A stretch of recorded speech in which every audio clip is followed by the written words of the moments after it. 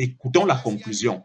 C'est pourquoi je vous le dis, quel que soit ce que vous demandez quand vous priez, croyez que vous l'avez reçu, alors vous l'aurez. Écoutez, est-ce qu'il était en train d'enseigner? Il enseignait plutôt sur la prière, que nous devions avoir la foi en Dieu, que lorsque nous prions, nous devons être sûrs que ce que nous avons demandé, Dieu va nous donner. Il ne parlait pas de confession positive.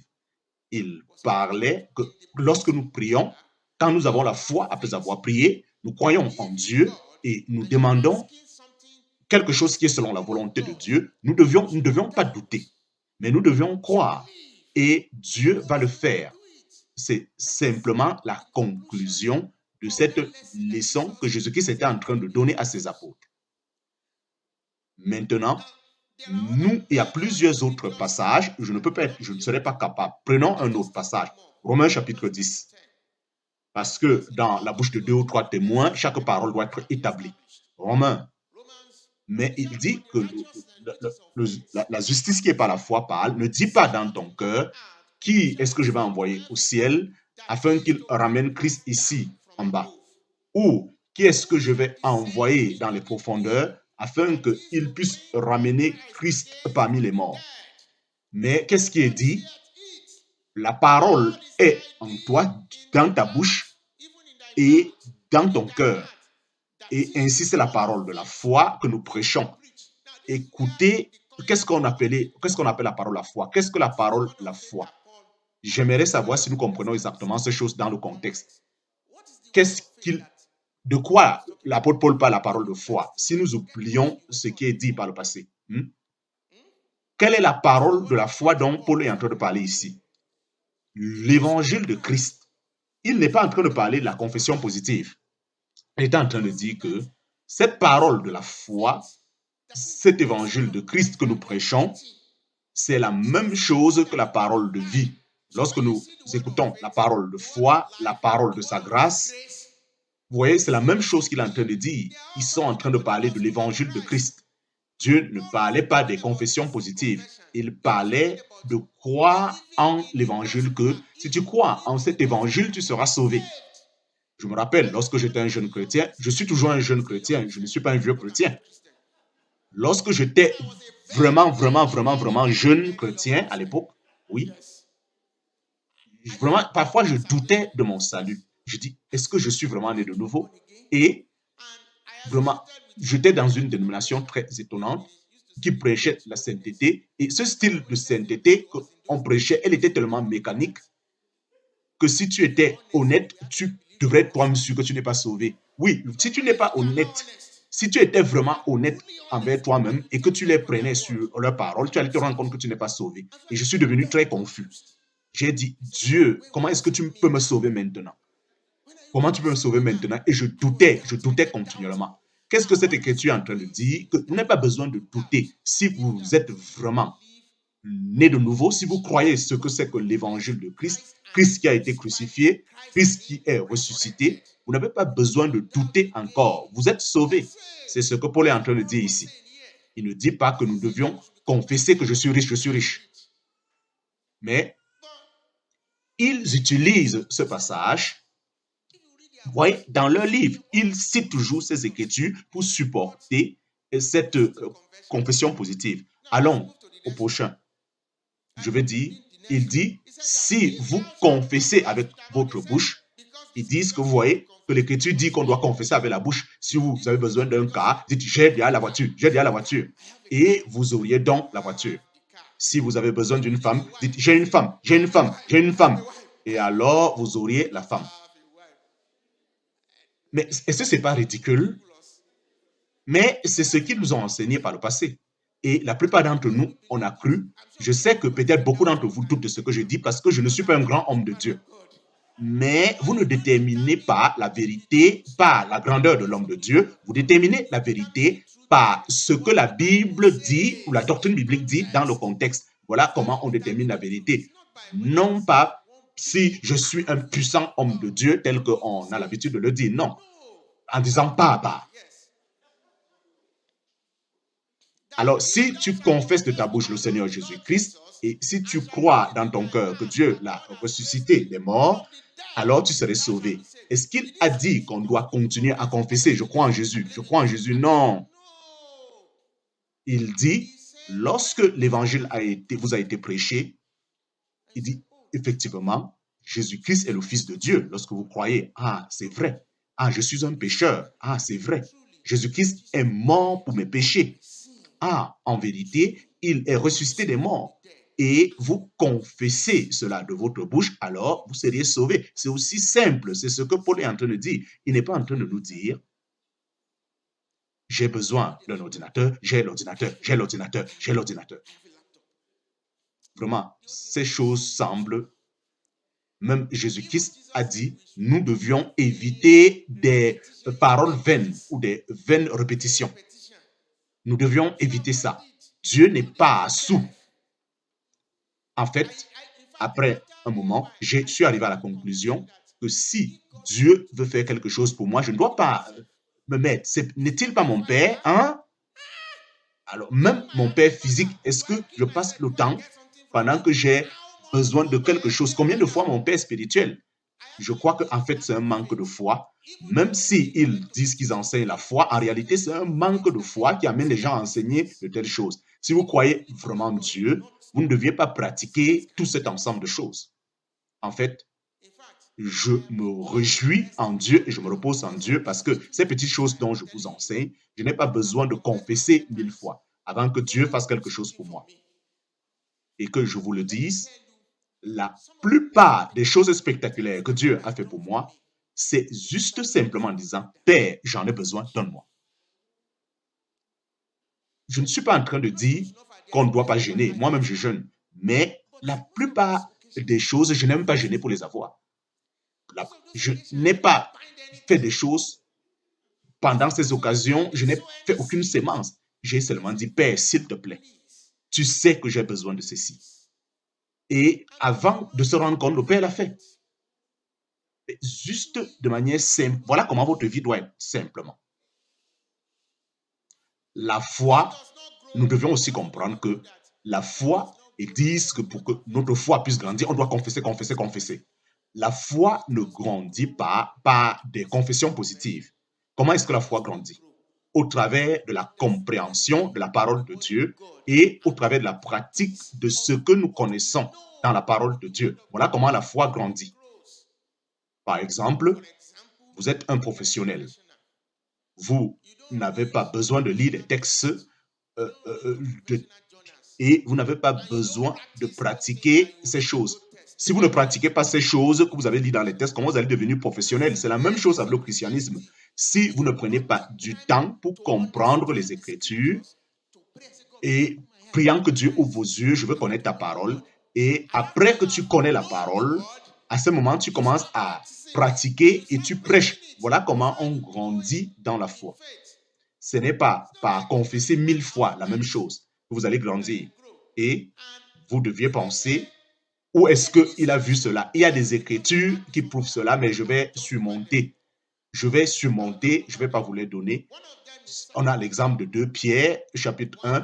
Il dit, d'après Dieu, sa divine puissance, Dieu nous a donné tout ce qui contribue à notre vie afin que nous ayons par la connaissance de Christ. C'est au travers de la connaissance de Christ que nous grandissons dans la foi et dans la grâce. Ce n'est pas par la confession. Continuons à la prochaine étape. La foi, ce n'est pas une visualisation créative. Yonggi Cho a été celui qui a rendu populaire ce concept. Il dit, si vous voulez quelque chose, vous deviez créer une image de cette chose dans votre pensée.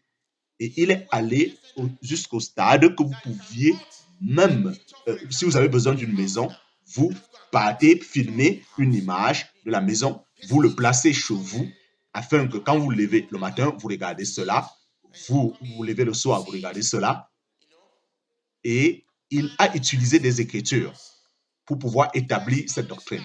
Ces écritures qui sont prises bien sûr hors de leur contexte. La plupart de ces écritures, ils prennent l'exemple de Jacob qui a été trompé par Laban et Dieu a dit à Jacob dans un rêve qu'il mette certaines branches afin que lorsque les animaux regardent à ces branches, ils vont pouvoir concevoir et donner des enfants, des brebis qui ne seront pas, des brebis qui auront une peau différente. Et il dit à cause de cela, ils disent aussi parce que Dieu a dit à Abraham, va regarder les étoiles et dans la nuit. Ils disent, lorsque tu regardes ce que tu veux, alors cette chose, elle va se matérialiser. Ça, pour moi, ça, c'est de l'occultisme.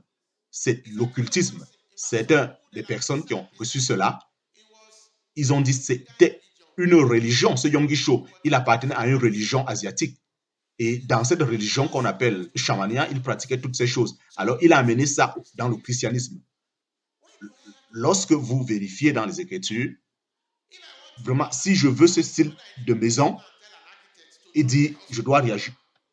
C'est pourquoi je dois chercher cette image et mettre dans mes têtes et regarder l'image. Est-ce que vraiment c'est pas ça? Cela semble comme l'idolâtrie. Comme je l'ai dit, la plupart de ces choses, même s'ils appellent cela la foi, vraiment, c'est parce qu'il manque de foi. Si vous croyez exactement à ce que Jésus-Christ a dit, il dit, si jusqu'à présent vous m'avez rien demandé, demandez en mon nom, afin que vous puissiez recevoir et que votre joie, cela semble, et ainsi votre joie serait complète. Et si vous demandez mon Père toute chose en mon nom, il va le faire pour vous.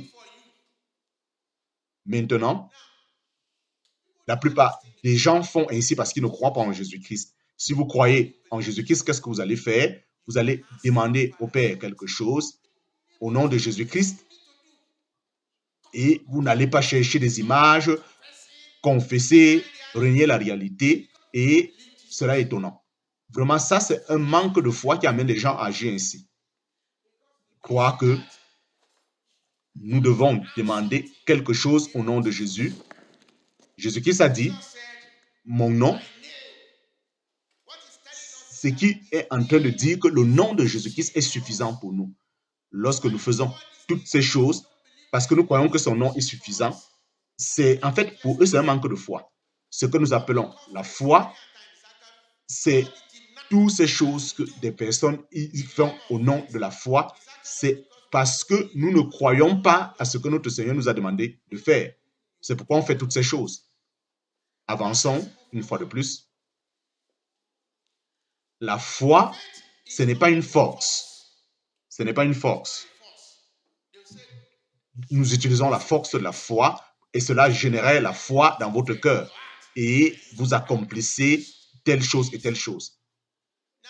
Vous pouvez utiliser votre foi pour accomplir ce que vous voulez. Et vous devez noter que même les apôtres de Christ, ils ne pouvaient pas faire ce qu'ils voulaient faire. Les apôtres de Christ ne pouvaient pas faire ce qu'ils voulaient faire. Regardez Paul. Paul dit, Dieu a permis à un messager de Satan de m'éprouver avec une souffrance dans ma chair. Il dit, pour cette raison, j'ai prié au Seigneur 3 fois et le Seigneur m'a dit, ma grâce est suffisante envers toi. Si Paul, si vous lisez les Écritures, à partir des documents que nous avons, ils exerçaient la foi beaucoup plus parmi les apôtres. Pourquoi est-ce qu'ils ne pouvaient pas commander à cette blessure de le libérer? Deuxièmement, pourquoi est-ce qu'il n'a pas pu guérir Timothée? Timothée a eu des problèmes d'estomac et il a demandé à Timothée d'utiliser un peu de vin. Ce que Paul était en train de dire, Timothée, d'aller voir un médecin. Mais en fait, c'est ce que Paul disait. Pourquoi est-ce qu'il ne pouvait pas dire sur le problème d'estomac, partez, quittez? Pourquoi est-ce qu'il ne pouvait pas agir ainsi? On a l'exemple de Épaphrodite qui était malade jusqu'à la mort. Pourquoi est-ce que Paul ne pouvait pas dire Épaphrodite, lève-toi maintenant? Pourquoi est-ce qu'il ne pouvait pas commander à ce qu'il se lève maintenant? Il nous a dit que vous ne pouvez pas forcer Dieu à faire ce qu'il ne veut pas faire. La foi, ce n'est pas une force. La foi, elle est une relation personnelle avec Dieu. Voilà, de manière très simple, le style de foi que je connais, avoir la véritable foi avec Dieu. Et quel que soit ce que le Père veut faire, alors nous prions pour cela. Il y a des choses qui sont clairement écrites dans les Écritures que nous pouvons dire, Père, voici ce que ta parole dit. Il y a aussi des choses qui ne sont pas écrites dans la Bible. Comment est-ce que nous le connaissons? Lorsque nous sommes sensibles au Saint-Esprit, nous saurions que Dieu veut que ceci soit fait et ceci va vous amener à prier. Je le dis quelquefois, Dieu ne veut pas faire un certain nombre de choses. Quand je veux prier, par exemple, lorsque ma mère devrait mourir, elle devrait aller dans la gloire, vraiment, j'ai eu ce sentiment qu'elle va partir. Et je voudrais prier par tous les moyens pour éviter cela, mais je ne pouvais pas prier. Non, ça ne coulait pas. Alors, je disais, Seigneur, prends pitié, prends pitié, prends pitié. Je ne pouvais pas prier. Donc, je voudrais prier. Je savais aussi que vraiment, cette fois, le Seigneur va l'amener. Et le Seigneur l'a amené. Il n'y a rien que je pouvais faire d'autre. Si nous sommes assez sensibles, on pourrait connaître, c'est-à-dire des choses que nous avons l'habitude de faire, c'est de confesser, elle ne va pas mourir, elle ne va pas mourir. Et je serais en train de perdre mon temps et ma salive. Aussi longtemps que Dieu était concerné à ce moment pour ce problème, Dieu, la volonté de Dieu était qu'elle puisse retourner vers le Seigneur. Alors, comment je peux empêcher si Dieu veut amener? Quelquefois, des personnes sont malades et ils ont une maladie à un stade terminal. Au lieu que nous puissions savoir si Dieu veut que ces personnes rentrent afin qu'ils aillent se reposer, nous continuons à commander et nous disons, reviens, ne meurs pas, tu ne vas pas mourir, tu ne vas pas mourir. Et vraiment, la sueur coule et beaucoup d'autres choses. Vraiment, la première chose que nous devions faire, c'est de savoir quelle est la volonté de Dieu. Est-ce que Dieu veut que cette personne retourne? Si c'est la volonté de Dieu, qu'il retourne et qu'il aille se reposer. Qu'il aille se reposer. Ne perdons pas notre temps. Et si Dieu veut guérir une personne, il n'a pas besoin, il va simplement guérir la personne lorsque vous allez prier, par exemple. J'ai un ami, sa mère était malade et c'est un médecin aussi, il m'a appelé afin que je l'assiste par rapport à sa mère qui était malade. Et nous sommes arrivés, pendant que nous étions en train de traiter, il dépensait beaucoup d'argent. Et le cas de la maman s'empirait jusqu'à un point où j'ai été convaincu que Dieu, j'ai dit, frère, s'il te plaît, libère cette femme pour qu'elle aille. Toi et ton père, vous devrez libérer cet enfant, qu'il aille se reposer. Dis au Seigneur que tu l'as libéré, qu'elle rentre à la maison. Et va dire à ton papa que ton père aussi doit libérer sa femme, afin qu'elle aille se reposer.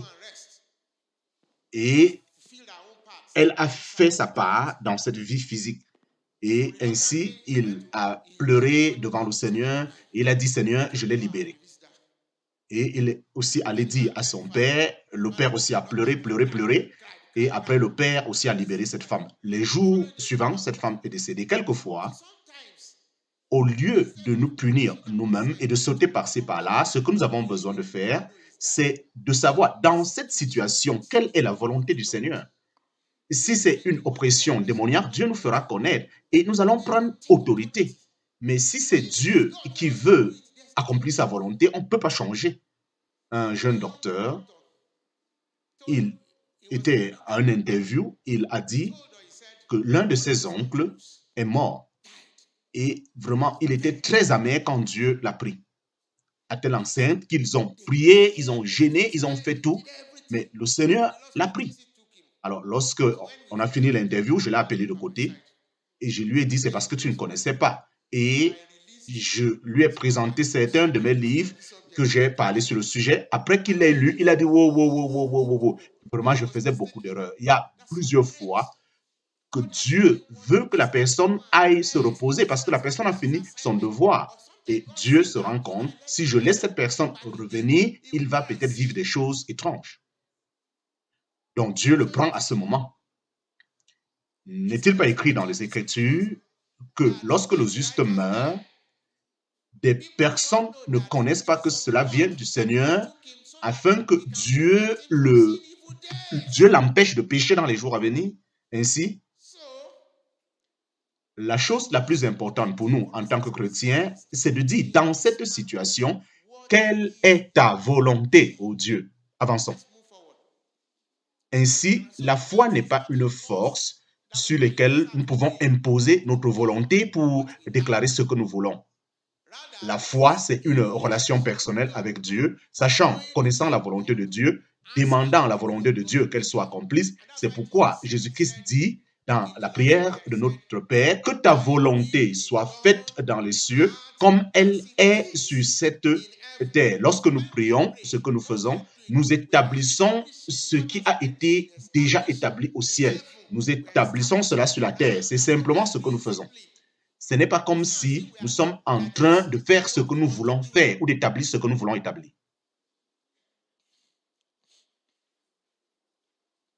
Vraiment, j'ai besoin de boire un peu d'eau. La foi, ce n'est pas de pouvoir dominer. Il y a des versets dans les Écritures où certains versets qui ont été mal interprétés, disant que les chrétiens doivent dominer le monde.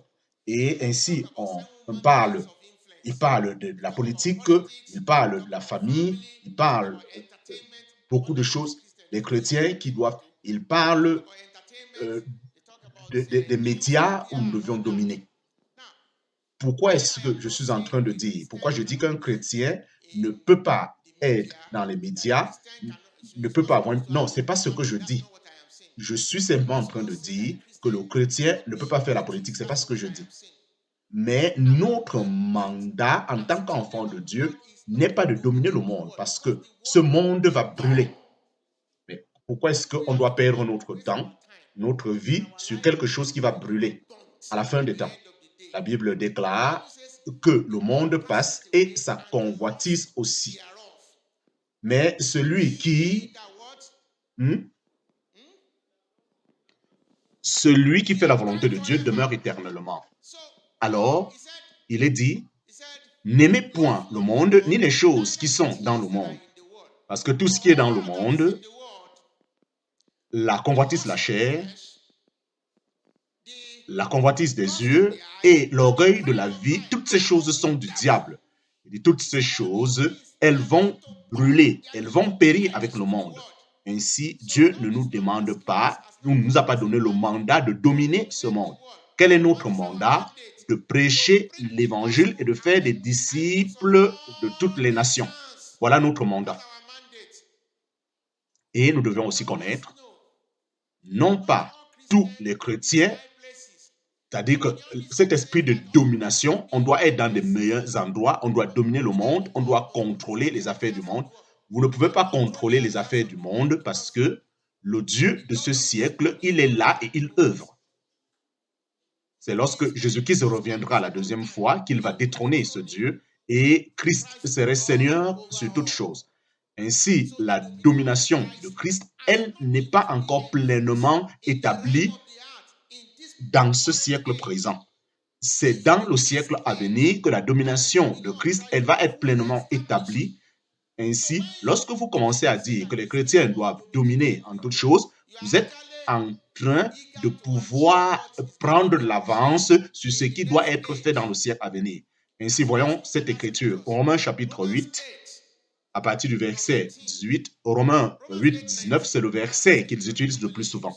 Il est dit, l'expectation de la créature attend la manifestation des fils de Dieu. Alors, si nous voyons cette écriture ici, nous allons penser que c'est vrai, qu'il y a un moment où nous sommes supposés à commencer à manifester et à dominer le monde. Mais ce n'est pas ce que cette écriture est en train de dire. Revenons au verset 18, lisons à partir du verset 18 à 24 pour avoir ce que cette écriture dit. Il est dit, je reconnais que la souffrance de ce présent siècle ou de ce présent siècle n'est pas digne d'être comparée avec la gloire qui va être révélée en nous. Nous continuons, parce que ce qui est attendu de la création, de toute la création, elle attend la manifestation des fils de Dieu, parce que la créature, elle a été donnée à la vanité, non pas volontairement, mais par la raison de celui qui a soumis toutes choses à la vanité. Qu'est-ce que Paul est en train de dire ici? Il n'est pas en train de parler de la créature, c'est plutôt la création. Il parle de tout l'univers, il parle de tout le monde entier. Il dit que le monde a été soumis à la vanité qui a soumis le monde à la vanité, c'est Dieu lui-même. Lorsque Dieu a placé la malédiction, lorsque Adam a péché, la malédiction sur la terre, et il est dit que même la terre est en train